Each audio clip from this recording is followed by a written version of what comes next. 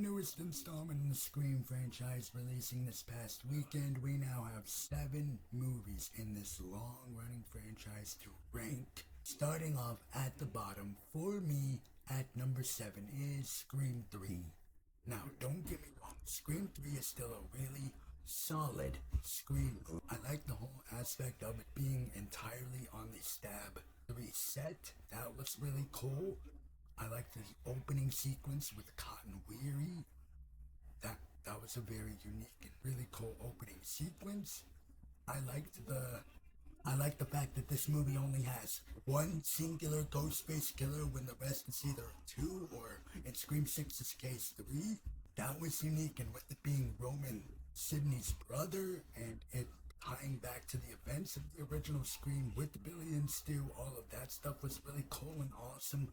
And the badass final showdown at the end of Scream 3, arguably one of the best in this franchise. The voice changer thing, I didn't really care for all that much. Now, yeah, I get it.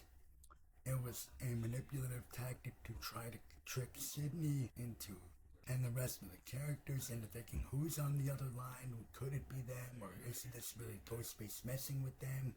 And I don't like the fact of the whole Maureen Prescott, Sidney's mom thing being in there. It's kind of a little weird and awkward, but other than that, still a solid Scream movie. Coming in at my number 6, unfortunately, is the new dog on the block, Scream 7. Now, I've just done my review of this movie so if you want my more in-depth thoughts on this movie, check out my review on my... There will be an end screen tab that will take you to my review of Scream 7 so you can get all my full and honest thoughts of this movie. But overall, yeah, this is definitely a huge, massive disappointment for me personally. Sorry, Scream fans. Again, not going to go into it all here because I have a review of this movie, so check out my full review if you want my full in-depth thoughts on it. My number 5 for me is going to be Scream 6. Some really good stuff in this movie. I like the New York setting. I like the fact of the characters of Sam and Tara, Melissa Barrera and Jenna Ortega. I liked the fact that Tara was like, I can do this all by myself, but Sam still needs her. I like all of that.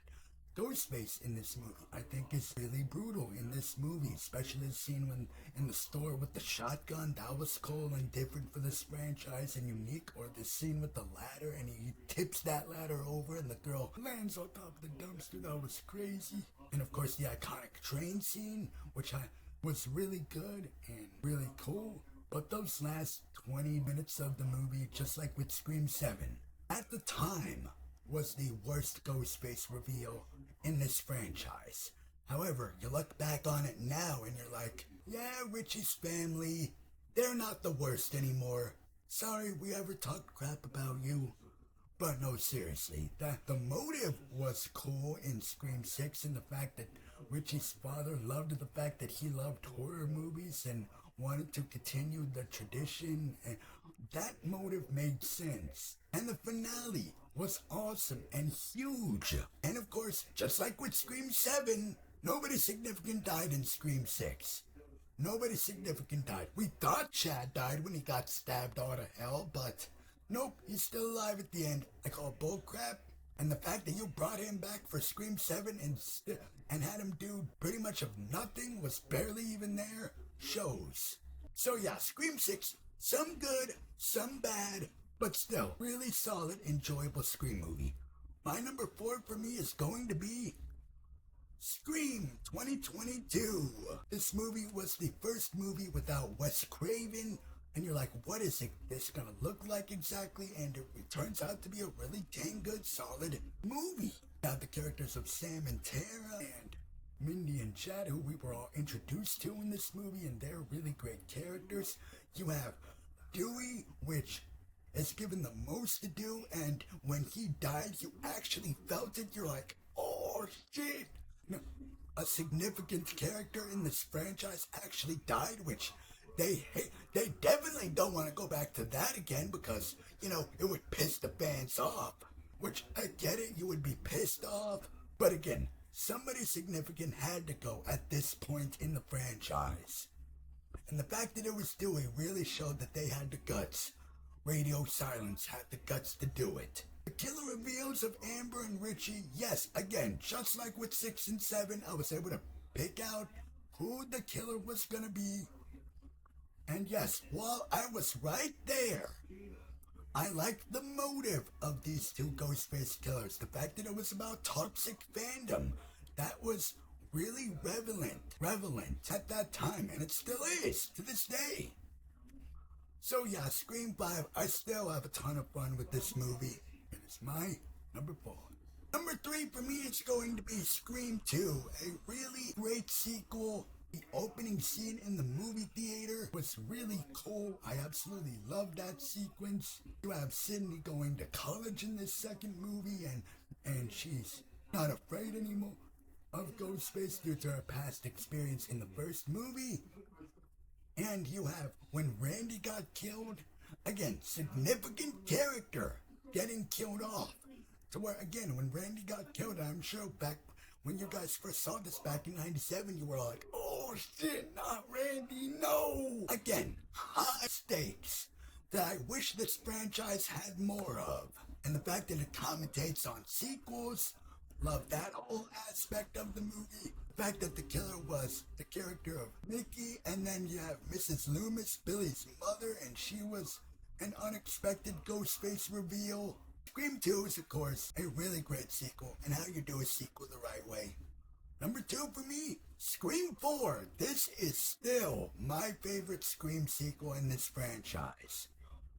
I absolutely love Scream 4. Yes, the color grading on this movie and this weird filter over it, it kind of looks a little off, but hey, I can let that slide.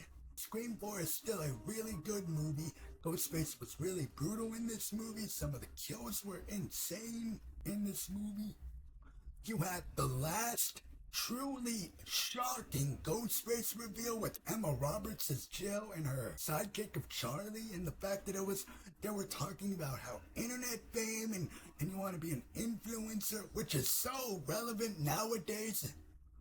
Of course, when you look back on Scream 4, so yeah, Scream 4, really good sequel.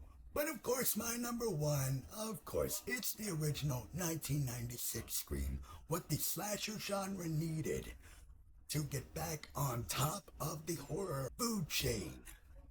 And this movie is, of course, still great all these years later. Even though I wasn't born in 96. But still, the original Scream, really great Scream movie.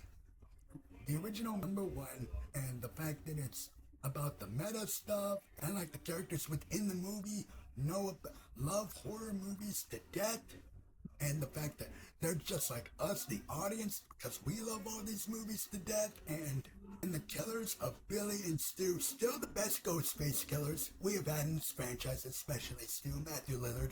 It's just comedy gold. And rather with Stu, Sharon Stone, Sydney. The original Scream maintains my number 1.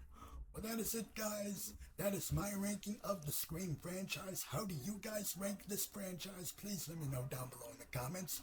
And with that, I will be seeing you guys in my next video. Peace.